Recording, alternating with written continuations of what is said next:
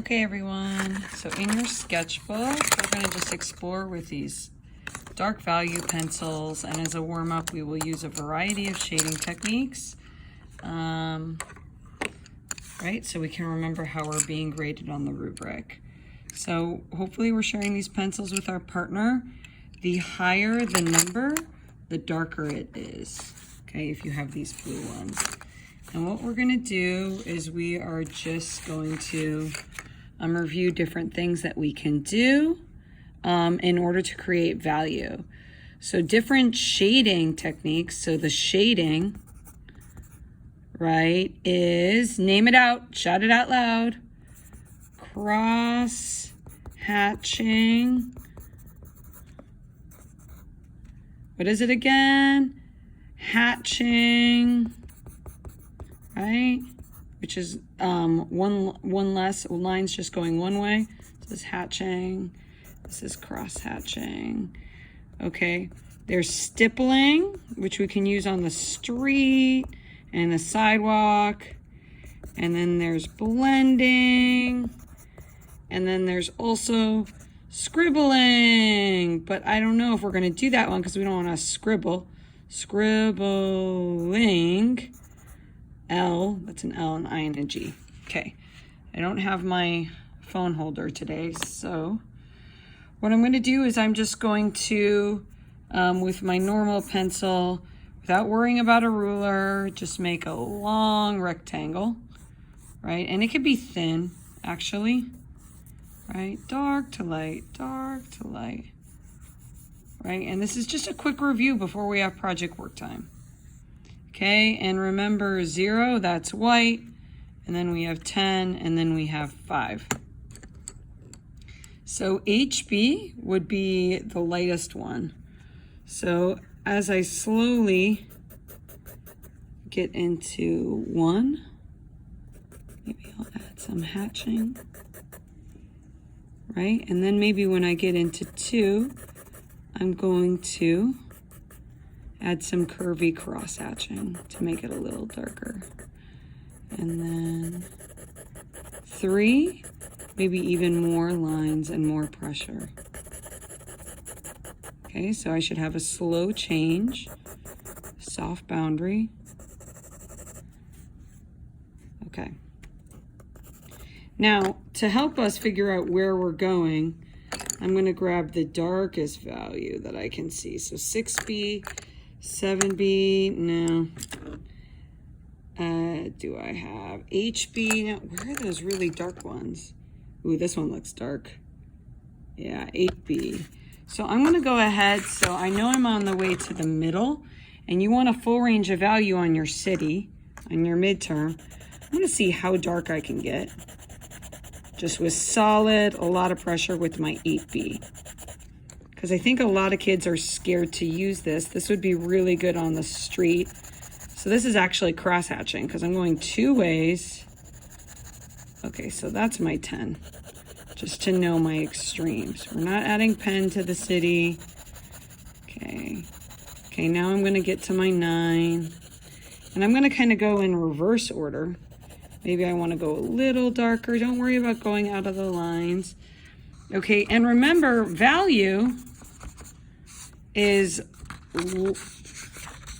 isn't shading, right? This is shading, right? Making that distinction.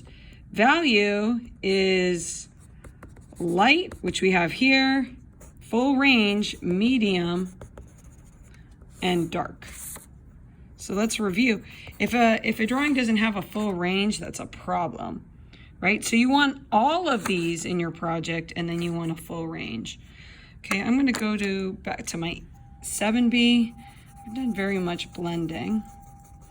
Maybe like I'll show a variety by doing kind of like some curvy blending, something that I might use for smoke. Dark to light. Now I'm trying to get to my medium value. And remember, like the secret to drawing is continuing to work at it.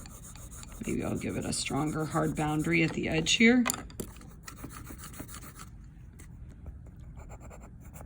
We want those buildings to have a hard edge so we understand where they go.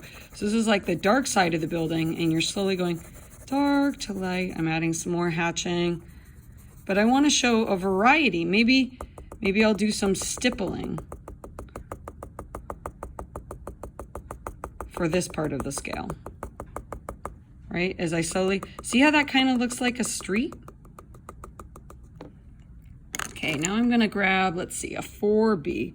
It's kind of like in the middle, right? Maybe I'll do some scribbling because that's the assignment for this warm-up. We're gonna do a variety. Variety means like all different kinds. So scribbling, this could be used for the trees. Like if you're going in these little circles. Right, and see how 4B goes lighter? Working on that boundary. Okay, now the values are kind of starting to look the same. So I'm gonna lighten up. How do I transition? Maybe I'm gonna use this really, really hard value. Ooh. So this harder lead, oh yeah, that's my HB. Let's see, 4B? No. Okay, looking at the edge, 2B. Some light hatches. I'm doing kind of like overhand grip. Oops, overhand grip is hard. But I'm kind of like, if you guys can see, I'm just kind of going really light. Okay, so all of that sort of looks the same. So how do I transition? Maybe I'll add some more stippling. Maybe I got to bring down this value. Maybe I got to bring down the scale over here. Make this darker. Dark to light.